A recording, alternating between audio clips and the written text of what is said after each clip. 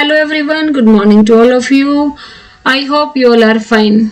Welcome back to amazing online platform that is Science Solution with Anu ma'am. Today we will discuss about the transportation in plant. Plant के अंदर जो transport होता है वो किस किस के द्वारा होता है, ये बातें अब हम करने वाले हैं।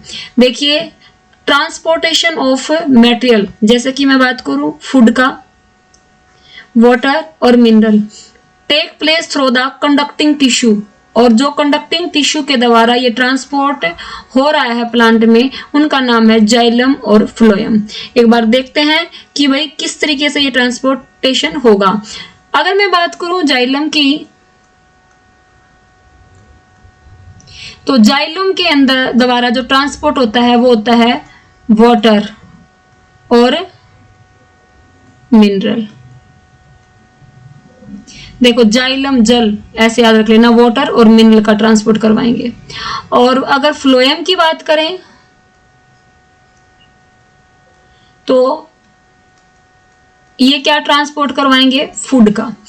जाइलम के अंदर जो वाटर का ट्रांसपोर्ट होता है वो दो तरीके से होता है।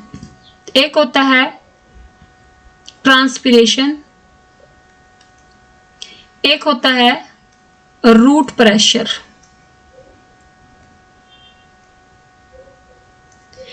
Transpiration and root pressure. अब देखो, ट्रांसपिरेशन क्या होता है, loss of water through the plant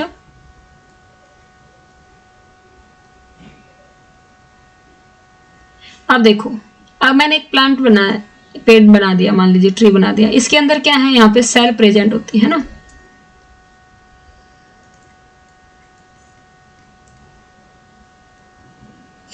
देखो, अब जब ट्रांसपिरेशन प्रोसेस के द्वारा यहां से वाटर का लॉस हुआ, जब यहां से वाटर का लॉस हुआ तो इस सेल के अंदर वैकेंट स्पेस बच गया, मतलब यहां प्रेशर कम हो गया, क्योंकि यहां वाटर क्या हो गया है, लॉस, तो यहां वाटर कम हो गया ना। तो अब यहाँ पे खाली स्पेस होगा तो यहाँ हाई प्रेशर होगा, तो यहाँ से यहाँ, फिर जब यहाँ से यहाँ जाएगा तो यहाँ खाली हो जाएगा, अगली सेल से यहाँ। इस तरीके से जो है वाटर क्या होता रहता है, ट्रांसपोर्ट होता रहता है इन कंडक्टिंग टिश्यू के द्वारा। ठीक है, यहाँ जब नीचे जाते हैं तो आप देखो रूट प्रेजेंट है, तो रूट प्रेशर क्या है, देखो यहाँ पे वाटर और मिनरल्स प्रेजेंट होंगे। तो ये जो प्लांट है ये अपनी एटीपी का खर्च करके, यहाँ पे एक्टिव ट्रांसपोर्ट होगा, याद रखिएगा, एटीपी को खर्च करके इन मिनरल्स और आयन को अपनी तरफ एब्जॉर्ब कर लेते हैं। जब ये अपनी तरफ एब्जॉर्ब कर लेते हैं तो देखो यहाँ इस रूट के अंदर इन मिनरल्स की कंसंट्रेशन तो ज्यादा हो जाती है और वाटर की कंसंट्रेशन क्या हो जाती है, कम हो जाती है, क्योंकि भाई देखो वाटर एंड मिनरल सॉल्यूशन यहाँ भी है और सॉल्यूशन यहाँ भी है। जब ये एटीपी को खर्च करके, क्योंकि मिनरल्स को जब ये जड़ें जो होती हैं, रूट जो होती हैं, अपनी तरफ खींच लेती हैं, तो यहाँ पे वाटर की कंसंट्रेशन कम हो जाती है और बाहर वाटर की कंसंट्रेशन क्या हो जाती है, ज्यादा हो जाती है। तो ऑस्मोसिस प्रोसेस के द्वारा, एंडोऑस्मोसिस के द्वारा ये जो वाटर है अंदर की तरफ एब्जॉर्ब हो जाएगा, ये रूट उन्हें एब्जॉर्ब कर लेंगी, यहां से अपर पार्ट में प्लांट्स के पास पहुंचता चला जाता है भाई। ठीक है, ये बातें हमें ध्यान रखनी है। समझ में आया? ट्रांसपिरेशन, जब वाटर का लॉस होगा तो वैकेंट स्पेस होगा, दूसरे वाली सेल से वाटर से ट्रांसपोर्ट होता जाता है। तो ये क्या करवा रहे हैं, कंडक्टिंग टिश्यू है, इसके अंदर क्या प्रेजेंट है, कंडक्टिव टिश्यू, जो वाटर को कंडक्ट करवा रहे हैं ऊपर की तरफ। और रूट प्रेशर मतलब भाई रूट जो है एटीपी को खर्च करके जब बाहर से मिनरल्स आयंस को एब्जॉर्ब कर लेती हैं, तो यहाँ पे मिनरल आयन की कंसंट्रेशन, तो मतलब सॉल्यूट की कंसंट्रेशन तो ज्यादा हो जाती है, लेकिन सोलवेंट की कंसंट्रेशन कम हो जाती है, वाटर की कंसंट्रेशन कम हो जाती है, बाहर कंसंट्रेशन ज्यादा है। तो एंडोऑस्मोसिस के द्वारा जो ये बाहर वाटर होगा ये अंदर की तरफ चला जाएगा और इस तरीके से ट्रांसपोर्ट हो जाएगा। ऐसे जो जाइलम होते हैं वाटर और मिनरल का क्या करते हैं भाई, ट्रांसपोर्ट करते हैं। नेक्स्ट हम बात करेंगे वो है फूड। अगर मैं फूड की बात करूं तो फ्लोएम के द्वारा फूड का जो ट्रांसपोर्ट होता है उसे ट्रांसलोकेशन कहा जाता है।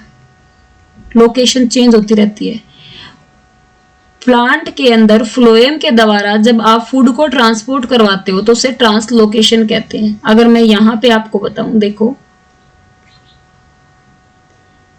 मान लीजिए ये कोई लीफ है, जो भी ग्रीन पार्ट है इसका, यहाँ पे खाना बना और वो स्टोर है स्टार्च की फॉर्म में, अब उसे ट्रांसपोर्ट करवाना है। तो ग्रीन पार्ट से, मान लीजिए ये दूसरी सेल है प्लांट की जो कि नॉन ग्रीन पार्ट है, यहां से मुझे ये खाना यहाँ पे ट्रांसपोर्ट करना है। ये फ्लोएम के द्वारा कैसे ट्रांसपोर्ट होगा, देखो। तो जब ये ट्रांसपोर्ट होता है खाना, वो सुक्रोज की फॉर्म में होता है। तो जो ये ग्रीन पार्ट है, तो ग्रीन पार्ट से नियर जो फ्लोएम है, नियरेस्ट जो फ्लोएम होगा,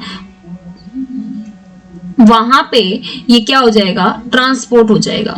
ठीक है, क्योंकि यहाँ कंसंट्रेशन ज्यादा होगी, क्योंकि यहाँ पे खाना फोटोसिंथेसिस के द्वारा बना है, और अब ये ट्रांसपोर्ट होगा तो वो सुक्रोज की फॉर्म होगा, तो सॉलिड की कंसंट्रेशन यहाँ पे ज्यादा है, तो ये हो जाएगा फ्लोएम में ट्रांसपोर्ट। अब देखो, फ्लोएम में जब वो नियरेस्ट फ्लोएम में ट्रांसपोर्ट होया तो यहाँ पे सुक्रोज की अमाउंट बढ़ गई। अब सुक्रोज की अमाउंट बढ़ गई तो था तो पानी भी यहाँ पे, लेकिन सुक्रोज बहुत ज्यादा आ गया, तो अब सोल्यूट की कंसंट्रेशन यहाँ इंक्रीज हो गई, और जो वाटर की कंसंट्रेशन है वो क्या हो गई, रिड्यूस हो गई। अब सोल्यूट की कंसंट्रेशन ज्यादा और वाटर की कंसंट्रेशन कम, इसका मतलब जो इसके पास जाइलम टिश्यू होंगे, वहां से वाटर भी आ जाएगा यहाँ पे, है ना, वाटर भी क्या हो जाएगा, ट्रांसपोर्ट हो जाएगा, high concentration to low concentration. जब यहाँ पे अब वाटर भी बढ़ गया और सोल्यूट भी बढ़ गया, ओवरऑल अगर मैं प्रेशर देखूं तो यहाँ पे जो प्रेशर है वो क्या हो गया भाई, प्रेशर इंक्रीज हो गया।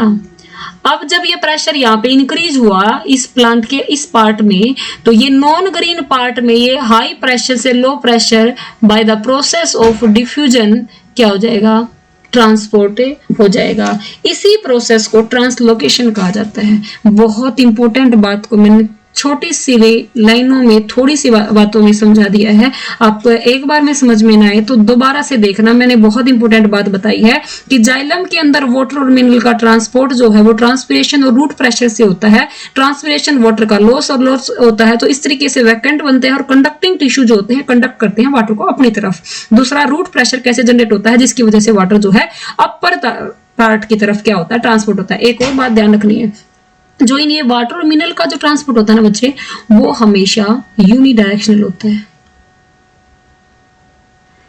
नीचे वाले पार्ट से अपर पार्ट की तरफ। लेकिन जो फूड का ट्रांसपोर्ट होता है ना, वो यहाँ इस ग्रीन पार्ट से ऊपर भी जा सकता है और नीचे भी, तो ये क्या होता है, बाई डायरेक्शनल।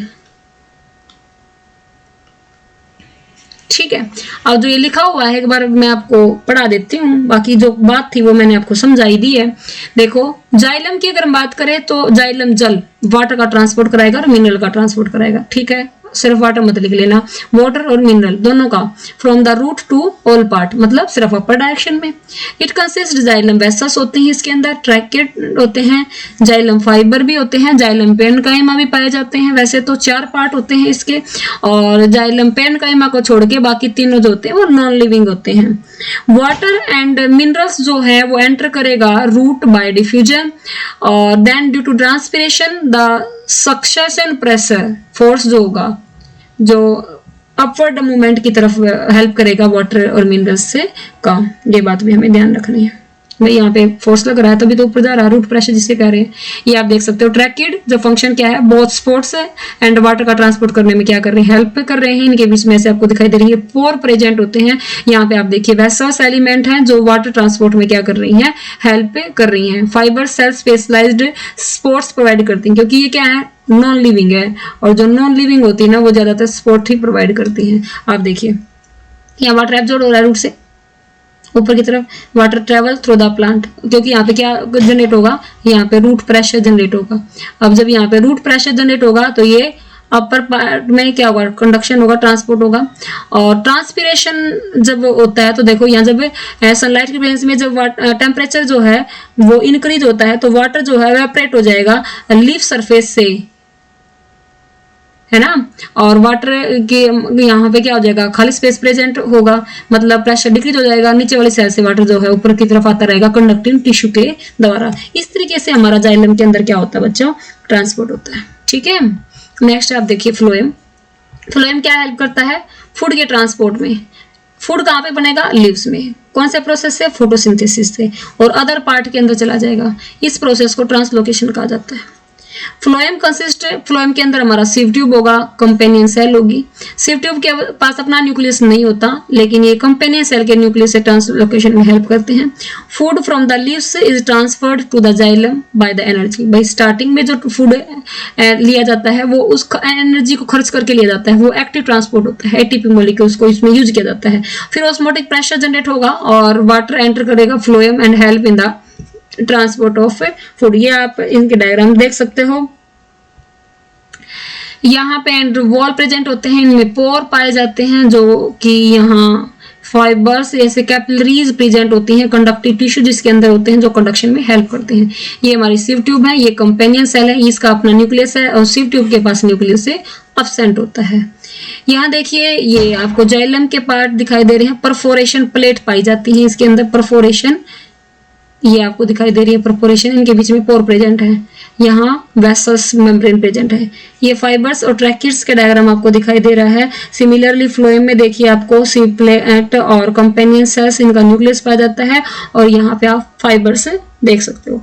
नेक्स्ट क्लास में हम बात करेंगे एक्सक्रीशन के बारे में। उम्मीद करती हूँ आपको बातें समझ में आई होंगी और आपको अगर ये इन चीजें जो मैं आपको पढ़ा रही हूँ अगर आपको अच्छी लग रही हैं तो आप लाइक और शेयर जरूर करें और सब्सक्राइब भी करें चैनल को। Thank you so much.